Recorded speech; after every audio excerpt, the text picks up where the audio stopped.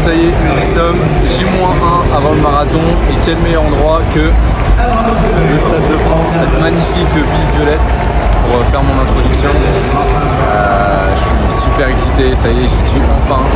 Ça va bientôt faire 3 ans maintenant que j'attends cette course et j'y suis enfin. Et tout est significatif pour moi. Déjà de faire cette intro au Stade de France, pour moi c'est une chance énorme d'avoir les Jeux Olympiques chez nous.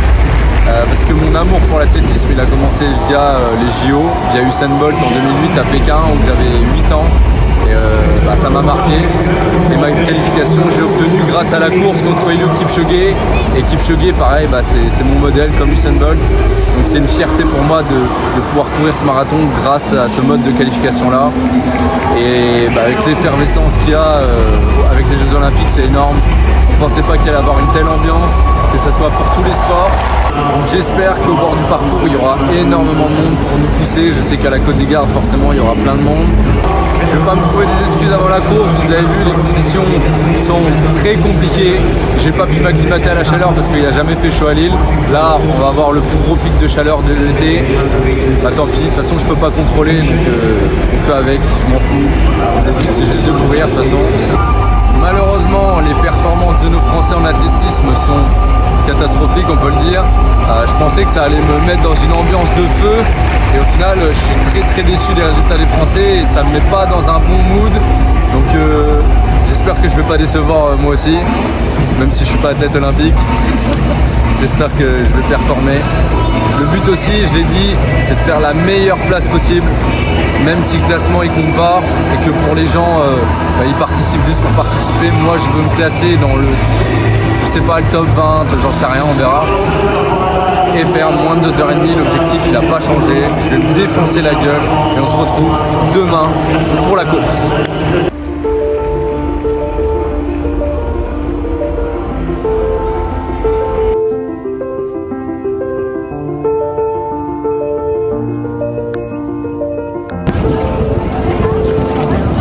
Ça y est, de ça, j'ai récupéré. Et demain, on se retrouve au même endroit et on sera au 38e kilomètre. J'espère que je serai toujours aussi en forme. Bon, on se retrouve ce matin au marathon olympique des vrais participants. Et c'est la première fois que je découvre la particularité du parcours, donc la montée des gardes. Et je suis plus dans un bon mood, en fait, je suis stressé de fou. Parce que le parcours il est terrible en fait, genre personne n'est préparé à ce qui nous attend, même les meilleurs, genre ils ont explosé, Kipchoge il a explosé, Bekele il a explosé. Allez Eliud, allez Eliud, allez. Ça avance pas, ça court pas vite, rien que sur la côte de 5 km là ça court en 3,25 au kilo, alors que c'est ce que je comptais faire. Donc comme vous le savez, le parcours il est atypique, c'est 436 mètres de dénivelé au total, c'est le parcours le plus dur qui a jamais été proposé aux Jeux Olympiques et il me semble que c'est l'un des plus durs d'Europe, voire du monde, il est plus dur que Boston. Donc une montée au 15e jusqu'au 20e, progressive, qui est assez pentue, et ensuite la grosse montée de la côte des Gardes, qui dure à peu près 1 km, que vous pouvez voir derrière. Alors là, à l'image, c'est pas si impressionnant que ça, mais quand tu la vois en vrai, tu te dis putain de merde, je vais en chier ce soir. J'espère qu'il y aura autant de monde que là pour me pousser. Mes objectifs ils sont revus à la baisse. Là, on va partir sur moins de 2h40. On va mettre 10 minutes parce que là, c'est terrible en fait ce qui va se passer. Et voilà, il va falloir que je me remobilise dans la tête parce que je m'attendais pas à ça, vraiment pas à ça. Parce que en fait on parlait surtout de cette côte-là. Cette côte-là en soi elle me dérange pas, mais c'est ce qu'il y a avant en fait. Genre les 5 km de montée progressive qui sont vraiment déjà dures, voire il y a des portions qui sont quasiment aussi dures que ça. Faut s'y préparer mentalement. À Lille, je suis pas préparé physiquement. Donc là, il faut que je me remobilise dans la tête pour tout niquer ce soir et prendre du plaisir de ouf parce que je suis là aussi pour kiffer la course. C'est une fois dans ta vie que tu fais ça. Certes, je pense au chrono, peut-être que je devrais l'enlever dans ma tête parce que là, il n'y a plus de notion de chrono comme on peut voir. Mais j'ai envie de faire la meilleure perf possible. Donc, voilà. Et le négatif split, je pense que c'est impossible. Impossible. On se retrouve ce soir.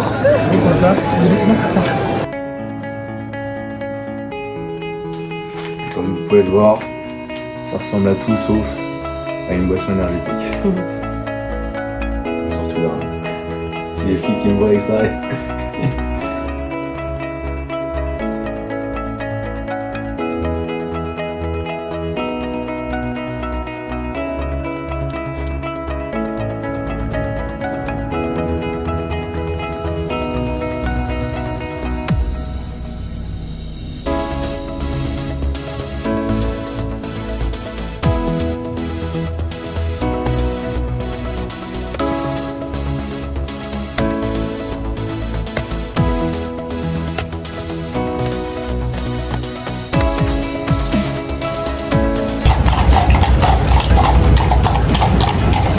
C'est un signe.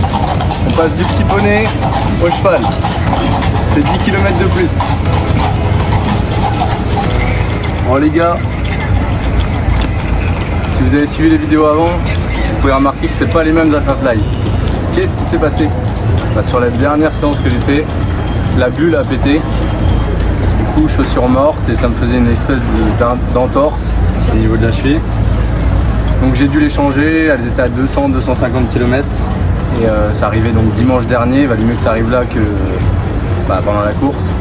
Donc là pendant une semaine j'ai dû courir avec ça sur les footings pour faire la chaussure et ça arrivait au pire moment quoi, comme d'hab.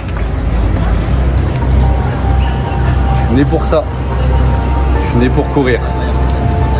On va voir aujourd'hui si c'est vrai. Le semi c'est fait pour moi, on va voir si le marathon l'est encore plus.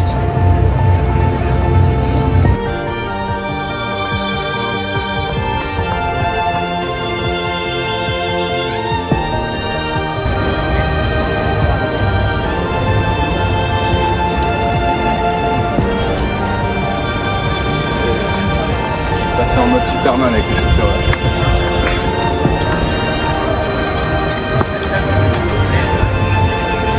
Bon, il fait très chaud.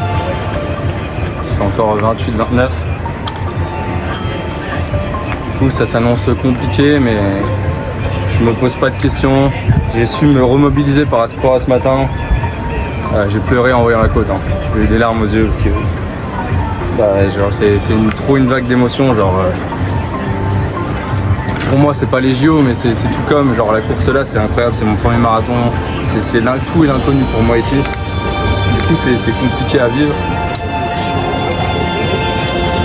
Donc là j'ai su me remobiliser. Et je suis fort dans la tête, j'ai envie de courir de fou. Faut pas que je m'excite trop parce que je sens que je suis bien là, je suis en forme. De toute façon la chaleur va me calmer, les côtes aussi. Donc, et vu les chronos en fait qu'ils ont fait ce matin, ça me rassure. Et je me dis que moi aussi j'en suis capable, même si je suis pas un Éthiopien, etc. Je m'en bats les couilles. Le but c'est d'y croire dans la tête. Et je pense que dans la tête je suis fort et je vais le montrer aujourd'hui. Mais si je fais moins de 2h30, pour moi c'est incroyable.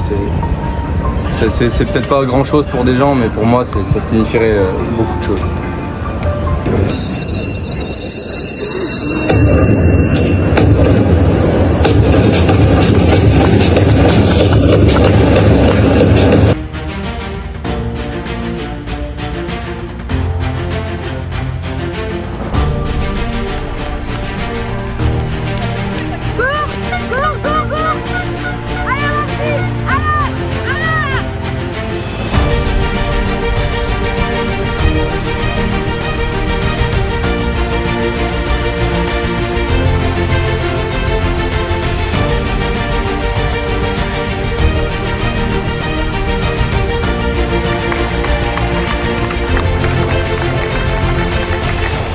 Allez gros, allez.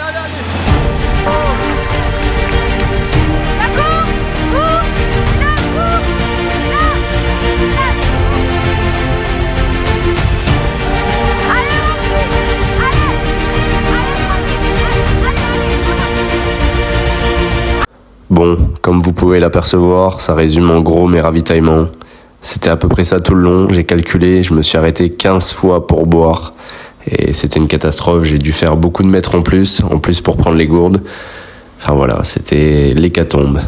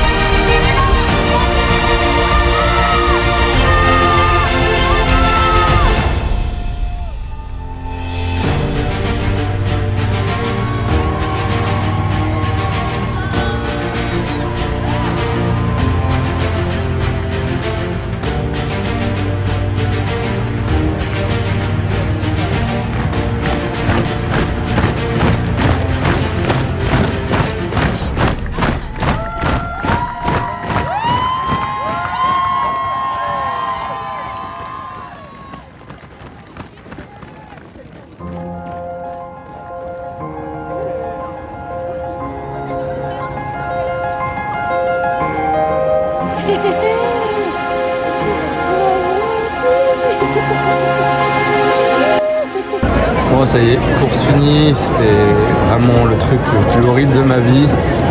C'était vraiment très dur. J'ai commencé à être dans le dur à partir du 9e, j'ai eu un coup de chaud un peu. Et j'ai arrêté de regarder la montre à partir du 4e kilo parce que je me suis dit, pour aux sensations, de toute façon, sur un parcours comme ça, les allures, elles veulent plus rien dire. J'ai pas eu de groupe. On était deux pendant un long moment jusqu'au 15e.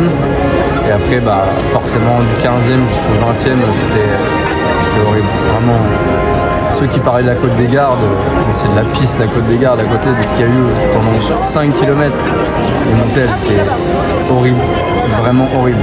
Genre, si j'avais su que c'était comme ça, je me serais peut-être un peu plus préparé. Musculairement, je suis passé de 3,20, 3,23 à 4,10, 4,0. C'était très dur.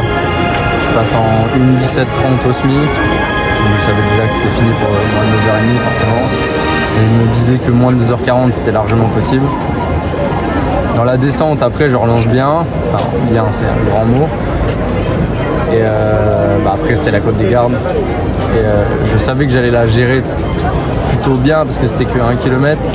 C'était assez court mais ça montait de fou. Pour les connaisseurs j'ai pas marché, contrairement à beaucoup. Et je l'ai tapé en 5,5 au kilo. Et après c'était la descente aux enfers. Parce que on peut le dire en fait la descente aux enfers parce que la descente était horrible. Moi qui suis pas un grand descendeur, là j'ai jamais vu ça de ma vie quoi. Musculairement mais c'était. En fait les problèmes ils ont commencé à apparaître à partir de là. J'ai eu mal au cul, fesse droite, une alerte, donc ça m'a un peu inquiété. Après les mollets, douleur aux pieds, enfin les crampes partout. Et j'ai géré l'allure jusqu'au 42e. J'ai mis une boîte au 42. Enfin une boîte, c'est ça une boîte. Mais je pense que c'était une des plus belles expériences de ma vie. C'était incroyable. Vraiment, j'ai jamais vu un monde pareil. C'était vraiment incroyable. Alors merci à ceux qui m'ont encouragé. C'était ouf. Ça m'a poussé à pas arrêter. C'était incroyable. J'ai jamais vu autant de monde. Il y avait peut-être même plus de monde qu'au marathon olympique. Donc on avait l'impression d'être des athlètes olympiques. Au niveau du classement, je suis content. Je suis 15e jusqu'au 30e. Et après je perds 30 places, je crois. Je suis dans les 50 premiers. Je me suis fait bien ramasser. Mais je suis fier de moi parce que j'ai fini déjà. Et je suis allé dans des limites que je pensais jamais. Et là mon corps, j'ai jamais ressenti ça. La tolérance à la douleur physique, mentale que j'ai eue, c'était ouf. Vraiment, c'était l'expérience de ma vie, je pense. Je ne dirai jamais ce moment. Beaucoup de problèmes au niveau des ravitaux. Je pense que je perds 5 minutes à faire mes conneries. Je me suis arrêté à chaque ravito. Donc à chaque fois je stoppais pour prendre le verre, pour boire un coup, je repartais. Donc forcément je mettais des à-coups. Donc ça je perds, vous calculez, au 5e, au 7,5, au 10, au 12,5, etc. Je me suis arrêté à tous les ravitaux pour boire et me foutre un coup de verre d'eau dans la gueule. Et là à l'arrivée j'étais au bord du malaise, je sens plus mon corps, j'ai mal partout, à l'épaule, enfin partout, je sens plus mon corps. Merci à ceux qui sont venus parce qu'à la base il devait y avoir beaucoup de monde et au final ceux qui étaient les plus importants étaient là aujourd'hui. Et merci à eux parce que sans eux peut-être que j'aurais pas fini la course. Et voilà. Merci à vous d'avoir suivi la vidéo. C'était pas le chrono espéré. J'étais trop ambitieux, surtout avec un parcours où vraiment vous vous rendez pas compte. Ceux qui l'ont fait, c'était vraiment un enfer. C'était pas une course route que j'ai fait. C'était incroyable. C'était horrible. Mais je suis fier de moi. C'est le principal et je l'ai fini 2h44. Je sais pas si je le refais honnêtement. Parce que là je suis traumatisé. Vraiment mon corps est traumatisé, ma tête est traumatisée. J'ai pleuré comme un bébé après là. Enfin, je vais encore pleurer après. C'était horrible. C'était horrible. Et déjà le matin avant la course, je pleurais. Donc, là je suis content d'avoir fait. Voilà. Merci d'avoir eu la médaille. Elle est lourde. Enfin une belle médaille putain. J'en ai jamais. Voilà, celle-là elle est collector les gars. Médaille d'influenceur, sauf qu'on n'a pas couru comme un influenceur. Voilà, on se retrouve la prochaine fois pour une prochaine course. Ça sera sûrement un 5000 mètres. Là, on va retourner sur du court parce que le long, au moins quand je ferai un semi, ça passera vite. Parce que quand je suis passé au semi, j'étais content. Bon, allez. Bon, petit recap J+1 de la course. Donc forcément, toujours de la fierté par rapport à ce que j'ai fait. Ça restera une expérience qui était incroyable pour moi, c'était unique, l'ambiance qu'il y avait, je m'en souviendrai vraiment toute ma vie. Donc forcément quelques regrets d'avoir fait 2h44 parce que je pense que c'est pas ce que je valais, en tout cas sur un parcours plat, mais là le parcours était très atypique, tout était atypique, il faisait quand même 26-27 degrés, la température idéale sur un marathon c'est 12 degrés, donc forcément ça me désavantageait. J'ai couru tout le long tout seul, j'ai fait 42 bornes tout seul. J'ai eu pas mal de problèmes musculaires qui m'ont empêché d'aller vite. En fait, je pensais que j'allais pouvoir relancer du 30 au 42 parce que j'étais bien dans ma tête, j'étais bien dans mes jambes. Mais douleur aux fesses, douleur aux mollets, douleur aux pieds. Donc j'ai dû gérer l'effort pour pas marcher. Et je voulais surtout pas marcher parce que pour moi un marathon, c'est de la course. Et pour l'instant, forcément, maintenant j'ai pas envie d'en refaire un. Je vous avoue que j'ai tellement souffert, c'était tellement dur que si on me disait tu le refais, je sais même pas si je le referais parce que c'était tellement dur. Les gens ils se rendent vraiment pas compte. Mais j'ai jamais autant souffert de ma vie. Et pourtant je pensais que sur le Smith Lille j'avais souffert, mais là non, c'était un autre niveau de souffrance. Mais forcément, je ne vais pas rester sur 2h44 sur marathon quand même, c'est pas terrible. Donc je vais devoir repartir, je vais en refaire un dans longtemps. Et là, on va cibler un parcours un petit peu plus plat quand même, je pense. On va partir sur Valence ou Berlin. J'ai toujours les mêmes problèmes, pas de boisson parce que je fais pas moins de 2h20 ou 2h15. Donc ça sera un peu la merde. Mais voilà, je reste très fier de moi. Je m'en souviendrai toute ma vie, vraiment, c'était incroyable. Incroyable. J'ai même pas de mots pour décrire l'ambiance, etc. D'être dans le top 15, j'étais 14e à un moment. Je me suis fait laminer après dans la descente. En fait, vu que je pouvais pas courir, j'avais tellement mal que je pouvais pas relancer, même si j'avais envie de le faire. C'est ça qui est frustrant parce que je peux aller plus vite, mais mon corps me disait non pour finir. Donc j'ai une revanche à prendre quand même, je dois y retourner. Merci d'avoir suivi la vidéo et on se retrouve pour le GR20 qui j'espère et je pense sera plus facile que le marathon.